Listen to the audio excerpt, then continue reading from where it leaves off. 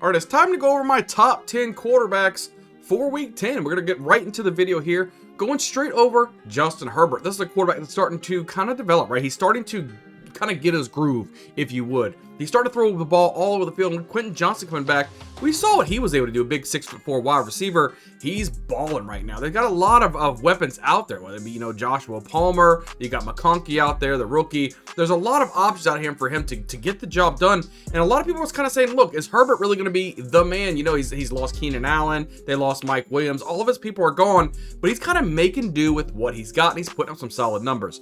This week, he's taking on a Titans defense that ranks 14th against opposing quarterbacks.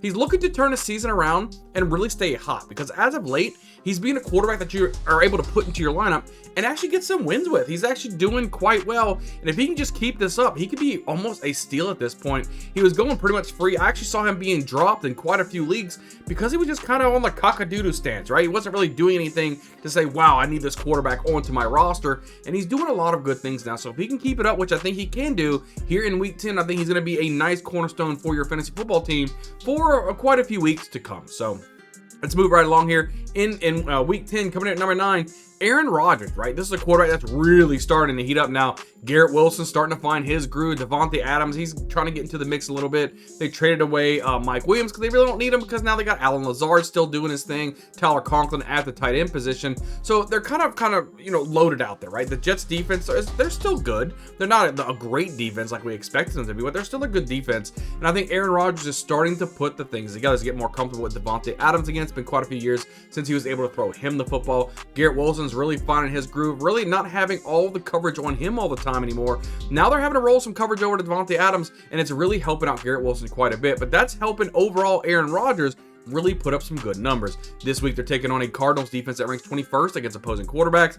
This offense is really starting to click, like I was saying. They're starting to understand how to play football together, and that's only going to help you in the fantasy football world. So Aaron Rodgers, another one of those quarterbacks you could have probably picked up off of waivers just a short while ago, because he just wasn't putting up Aaron Rodgers type of numbers of what we're used to seeing. So I like what I see from Aaron Rodgers. He's easily number 9 here for me here in week 10. Put him into your lineups. Coming here at number 8, we're going Brock Purdy. Brock Purdy is a quarterback that he's had some fluctuations this year, right? Now, I think a lot of it is not really due to him. He hasn't had Christian McCaffrey yet, right? He should be getting him back very, very soon, if not this week. You got injuries to Deebo Samuel. Brandon Ayuk was injured. Now he's gone. George Kittle actually staying healthy. Go figure. One of the few. Juwan Jennings has stepped up really good. Ricky Pearsall was injured. He was shot at the beginning of the season. Now he's starting to get work back in the mix. So there's some things for Brock Purdy, right? That's kind of killed his consistency, if you would. But this week, they're taking on a Bucs defense that ranks 30th against opposing quarterbacks. It's a time to kick the Bucs while they are down. I mean, just lost a nice overtime thriller to the Kansas City Chiefs. But on top of all that, let's just talk about it, right? I mean, Mike Evans, he is injured. He's going to be back probably after the bye week, which is still in a couple weeks. Chris Godwin, he's gone for the season. I mean, you got Kate Otten as your number 1 guy here, and you got Shepard probably as your number 1 wide receiver. So it's just, there's a lot of things going down. Baker Mayfield's still trying to make do out of what he has. But the Bucs are not the team that they were to start the season. I think this week, I think that they can kind of get things going to where I say, hey, look, Brock Purdy may not have everybody either, but they could probably get the ball rolling in the right direction and have a really solid game. I like myself some Brock Purdy here in week 10. Move right along here at number 7. We're going Kirk Cousins, right? This is a quarterback. We already knew what he could do. He's coming off of an injury last season, but coming into the season, I knew as long as he can get some things going, man, he can get it on fire. And Darnell Mooney, I tried to tell you guys about Darnell Mooney early on in the season. Boy, is he a wide receiver, I'm telling you. But this week, they're taking on the Saints defense, right? Ranks 10th against opposing quarterbacks. Going against a very vulnerable defense right now. They just traded away Marshawn Lattimore as well. So they're going to be missing some pieces, right? The secondary is completely eaten up with injuries and absences. It's just a lot going on. The offense, that's another story as well. So Kirk Cousins should be able to come in here and almost have his way with this defense. Their defense should be able to stop the Saints quite well. There's just a lot of things going well for the Falcons. Now, I think it'll be a closer matchup because it is a divisional game. Even though the Saints are missing a lot of pieces, I think it's going to be close enough to where Kirk Cousins is going to be able to sit back and put up a ton of passing yards. I wouldn't be surprised if he puts up 400 yards passing this week against the Saints. I like Kirk Cousins that much. Get the guy into your lineups. Coming right here at number 6, I'm going Jaden Daniels. Now, a lot of times I have Jaden Daniels a lot higher into my rankings. This week it's pretty much just matchup based. I still love Jayden Daniels. I think he's almost matchup proof at this point. The ability that he has with his legs can keep him really high in the fantasy output. I really like Jayden Daniels, but this week they're going against the Steelers defense that ranks 3rd against opposing quarterbacks. He's absolutely lighting the world on fire right now, right? He's doing his thing. And then going against the Pittsburgh Steelers defense, they're a pretty stout defense, especially against the quarterback. And I think Jayden Daniels, even though he'll have a really good fantasy football game, just don't expect him to go out there and have like 40, 50 fantasy points. Probably not going to happen against a good defense like the Steelers. So overall, still like Jayden Daniels. Get the guy in your lineup. He's absolutely electric. Love watching the guy play football, and I love having him on my fantasy team. So moving right along here. At number 5, we're going Sam Darnold, right? Sam Darnold is one of these quarterbacks that is surprised a lot of people, right? And he's having really good football games. And now with TJ Hawkinson back in the mix, I think just he has a plethora of weapons to throw the football to get you solid fantasy points. So this week they're taking on a Jaguars defense ranks 32nd against opposing quarterbacks. Everybody, and I mean everybody, slaps the Jaguars around. Even people's grandmothers are slapping the Jaguars. Everybody can do it. Doesn't matter who it is. So Sam Darnold's going to sit back. He's got Justin Jefferson. Look for Jefferson to have a monstrous game. I think TJ Hawkinson has a monstrous game. I think overall this entire roster is going to go absolutely bananas. Love myself some Sam Darnold. I had to put him ahead of Jayden Daniels just because of the matchup alone. I like anybody. I kind of target, the Jaguars for a lot of my quarterbacks for DFS. I like Sam Darnold quite a bit this week. So moving right along here at number 4, we're going Joe Burrow. Now this, he's starting to get it along, right? Even without T. Higgins there, now he's kind of getting Mike Gesicki more involved into this offense, having 2 touchdowns, over 100 yards receiving last week with Gesicki.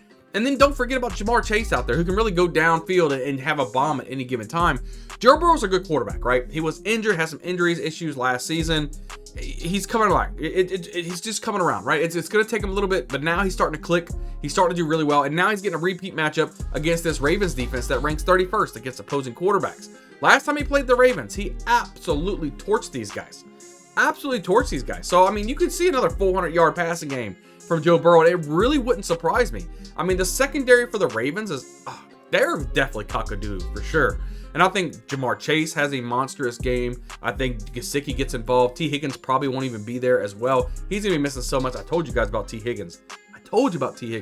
But overall, I do like Joe Burrow here in week 10. So we're along here at number 3. We're going Josh Allen. This is another quarterback that's always on the top of the echelon of my rankings just because he has such a high floor with his rushing ability alone. And I know he's taken the ball into his own hands quite a bit because he doesn't have a ton of playmakers on the outside, which that could definitely change. I thought that having Amari Cooper come over with a trade with the Browns was going to make a big difference, but it hasn't as of right now. I don't know if it's just a play calling issue or what the case is, but as soon as Amari Cooper gets up to speed, Keon Coleman's already he's developing quite nicely. I think Josh Allen's going to have one heck of an end of the year. Love myself some Josh Allen, but this week they're taking on a Colts defense ranked 22nd against opposing quarterbacks.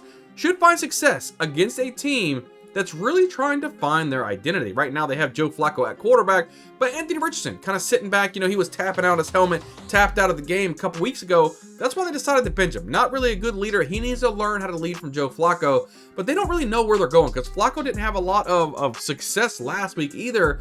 Not sure if they're going to find success this week. So it's just, you don't know really what's going to happen. There's a lot of confusion going on with the Colts.